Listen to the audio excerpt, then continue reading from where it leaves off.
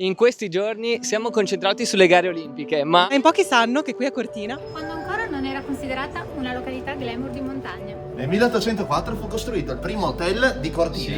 Sì, sorto dai ruderi della chiesa di Santa Caterina. Nel 1804 abbiamo iniziato l'attività, diciamo, di locanda. proprio qui alla Camera 107 ha alloggiato Ernest Hemingway.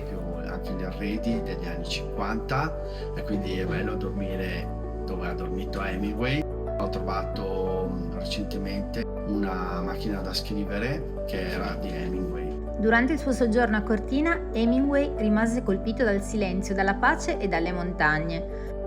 Siamo Berta P, Daniele.cc e Dove andare in Veneto. Se vuoi scoprire le storie più affascinanti di Cortina, restare informato tra sport, cultura e grandi personaggi, seguici e vivi le Olimpiadi anche attraverso i racconti dei Veneto Creators.